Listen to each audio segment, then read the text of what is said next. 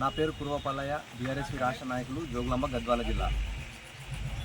మరి ఆర్డీఎస్ పైన గత 10 ఏళ్ళ కేసీఆర్ గారు ముఖ్యమంత్రి ఉన్నప్పుడు గత 10 ఏళ్ల కాలంలో మరి ఆర్డీఎస్కు సంబంధించినటువంటి నీటి వాటా ఏదైతే మరి అంటే కర్ణాటక ప్రభుత్వం కానీ ఇటు ఆంధ్రప్రదేశ్ ప్రభుత్వం కానీ నీటి చివరికి పాల్పడుతూ ఉంటే కేసీఆర్ గారు దూరదృష్టితో మరి ఆనాడు ఈ ప్రాంతానికి నీళ్లు అంటే మన వాటను మనం ఉపయోగించుకోవాలని 15.9 టీఎంసీల వాటను తీసుకోవాలనే ఉద్దేశంతో మరి ఈ యొక్క ఆర్డీఎస్కు సంబంధించి ఆల్టర్నేట్గా తుమ్మిళ్ళ లిఫ్ట్ ఇరిగేషన్ తీసుకొచ్చి మరి ఈ అలంపూర్ నియోజకవర్గానికి 55,000 ఎకరాలకు నీళ్ళు అందించినటువంటి ఘనత ఆనాటి కేసీఆర్ గారిది, బీఆర్ఎస్ ప్రభుత్వంది.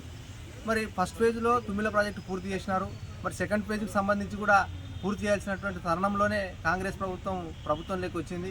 కాంగ్రెస్ ప్రభుత్వము ఆనాడు ఏం చెప్పిందంటే, మేము ప్రభుత్వంలోకి వచ్చిన వెంటనే ఈ యొక్క ఆర్డీఎస్ని ఆధునీకరణిస్తాం, ఖచ్చితంగా సెకండ్ ఫేజ్ని పూర్తి చేస్తాం, ప్రజలకు మొత్తం 87,500 ఎకరాలను నీటిని మరి మనం ఖచ్చితంగా ప్రజలకు అందిస్తామని చెప్పి ఆనాడు అంటే గత ప్రభుత్వంలో కేసీఆర్ గారు ప్రతిపాదించినటువంటి మల్లమ్మకుంట రిజర్వాయర్ను మరి వల్లూరు జూలకల్లు రిజర్వాయర్ను పూర్తి చేస్తామని చెప్పింది.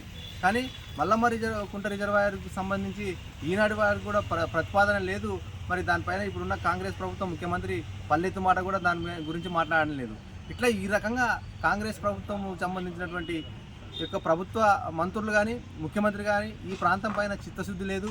ఈ ప్రాంత ప్రజల యొక్క సాగునీరు తాగునీరు పైన కూడా వాళ్ళకి ఎటువంటి సోయి లేకుండా ఇవాళ కేవలము అన్నీ ఆంధ్రకి కట్టబెడతా ఉన్నారు, కర్ణాటక కట్టబెడతా ఉన్నారు. మరి ఈ రకంగా రేవంత్ రెడ్డి ఈ రాష్ట్రానికి ముఖ్యమంత్రిగా ఉండడం తప్ప ఎటువంటి ప్రయోజనము కానీ ఫలితం కానీ ఏమాత్రం లేదు. ఇవాళ ఉమ్మడి పాలమూరు బిడ్డనని చెప్పుకున్నటువంటి రేవంత్ రెడ్డి మరి ఈనాటి వరకు కూడా ఈ పాలమూరుకు సంబంధించినటువంటి ప్రాజెక్టుల విషయాల్లో ఏ పని కూడా ఒక తట్టెడు మట్టి కూడా తీయలేదు. ఏ ప్రాజెక్టుకి కూడా ఇంత పైసలు ఇచ్చిన పాపాన పోలేదు. కేవలం ప్రాజెక్టుల పూడత హెలికాప్టర్లో అంటే ప్రదర్శన చేస్తూ ఉన్నాడు తప్ప విహారయాత్రలాగా దానివల్ల వచ్చేది లేదు, ఒరిగేది లేదు. ప్రజాధనం వేస్ట్గా మారుతూ ఉంది.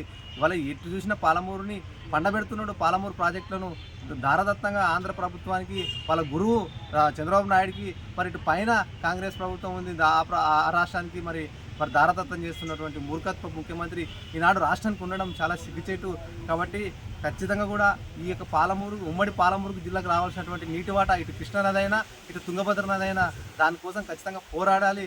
లేని పక్షంలో పెద్ద ఎత్తున కూడా రాబోయే కాలంలో ప్రజలే తరిమి కొట్టే పరిస్థితి వస్తుందని ఈ సందర్భంగా హెచ్చరిస్తున్నాం. త్వరలోనే ఆర్డీఎస్కి సంబంధించినటువంటి విషయంలో ఆర్డీఎస్ రైతులతో కలిసి ఖచ్చితంగా నిరాహార దీక్షలను చేపడతామని ఈ సందర్భంగా హెచ్చరిస్తూ డిమాండ్ చేస్తున్నాం.